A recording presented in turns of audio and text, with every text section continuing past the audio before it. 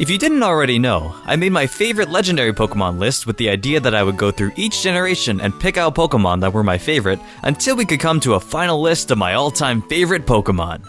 So here we are, continuing this series with my top 10 favorite Pokemon from Generation 1. Also, I won't be repeating any Pokemon from the previous list, so if you're wondering why there's no legendaries on this list, it's because of that video. Number 10.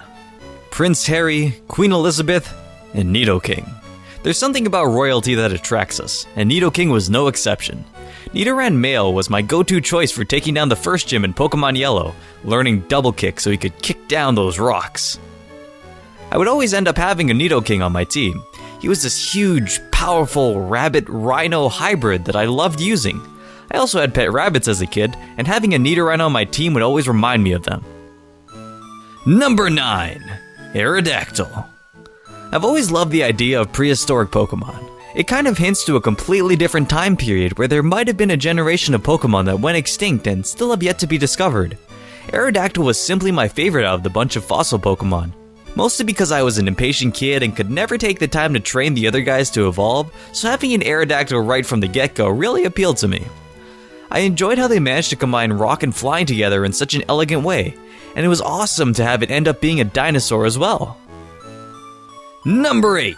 Sandslash.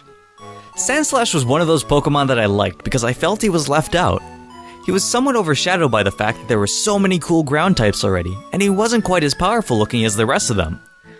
Sandslash looked like a rugged sort of Pokemon. I always got the feeling that he was this cool, rebellious type, but never really got the chance to shine. I really hope that Sandslash can get his time in the spotlight. Number 7. Ninetails. Dogs, foxes, and wolves are all up there as some of my favorite animals, and Ninetails definitely takes the cake for being one of my favorites in that group of animals. Ninetails has a beautiful and elegant design, and it was awesome to see Game Freak take a different approach to how Vulpix would evolve. They made Ninetails look almost completely different from how you would expect to see Vulpix evolution.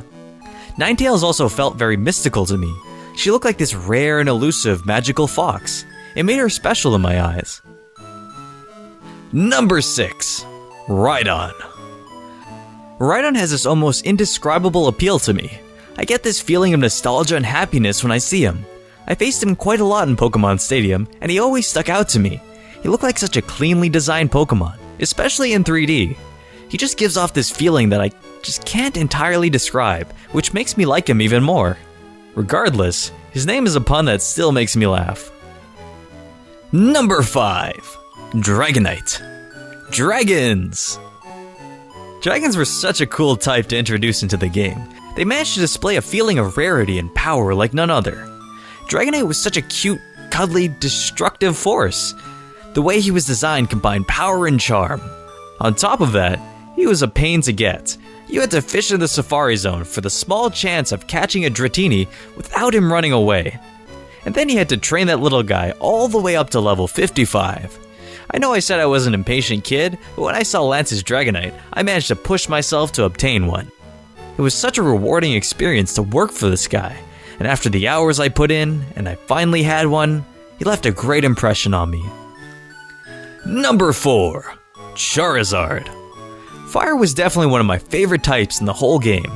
Every time I started up my Pokemon Yellow game, I'd make it to Cerulean City as fast as I could, just so I could get that Charmander. Which probably wasn't the best idea, seeing as the gym was filled with water types. My love for Charizard definitely stemmed from the anime, just because of how much emphasis was put onto him. He had an attitude, he was mean, but he eventually warmed up to Ash, and they became real friends.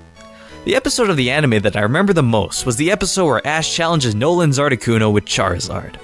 Call it nostalgia, but that was my favorite battle as a kid, and it really highlighted Charizard in a way that portrayed him as a cool and powerful Pokemon to me.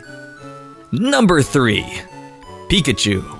It was really hard for me to ignore the poster child of Pokemon. When my first game was Pokemon Yellow, I had 2 different Pikachu plushies, 8 different posters, extensively watched the anime as a kid, and owned a copy of Will Smith's album, Lost and Found.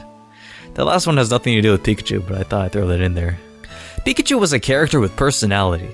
Not only because I watched the anime where Pikachu was downright adorable and charismatic, and I probably should have learned how to make friends like he did. but also because you had so many ways to interact with him.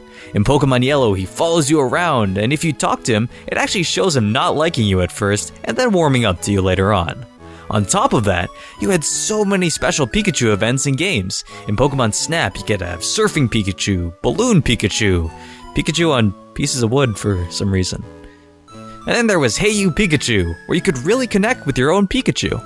It just makes me really happy to see Pikachu. He's so simple and lovable. Number 2. Gengar. Gengar was both terrifying and funny. I always remember the episode where Ash tries to catch a ghost and they take his and Pikachu's soul out of their body so they can play and have a fun time, I guess. That was the feeling I always managed to get from Gengar. He was a Pokemon that was misunderstood at first, but really just wanted to have fun and make people happy. Game Freak did a great job of combining the feelings of fear and fun into Gengar. It's awesome to see these supernatural Pokemon brought into a different interpretation. A lot of people are afraid of ghosts, but Gengar was meant to be a very silly ghost. It was also a nice touch to have him be the shadow of Clefable. Gengar's a Pokemon that sticks out to me because of his simple, pillow-like design and his silly personality. Number 1. Arcanine. You already know my love for Arcanine. I've picked him whenever I can in a Let's Play, and even specifically chose Heart Gold just because he wasn't available in Soul Silver. Gary was one of my favorite characters for some reason. I don't know why, he was kind of mean. However, Arcanine was one of his signature Pokemon. Arcanine is just cool. He's a fire dog and is colored and designed so nicely. He has the same cuddly, powerful appeal that Dragonite has. The second I saw him running across the field in the intro of Pokemon, I was immediately fixated. He's even had so many great roles in the anime, always maintaining his strong appeal. Arcanine is just one of those Pokemon that I will always unconditionally love. I've always wanted a dog but could never get one, so I couldn't help but love the Pokemon with my favorite design for a dog. Thanks so much for watching. Please make sure to subscribe and leave a like for some more Pokemon Top 10s, as well as journeying through the mystical advances of the universe as we jump through dimensional portals and probably meet a Pokemon, maybe. Thanks, and stay tuned for more. See you all next time.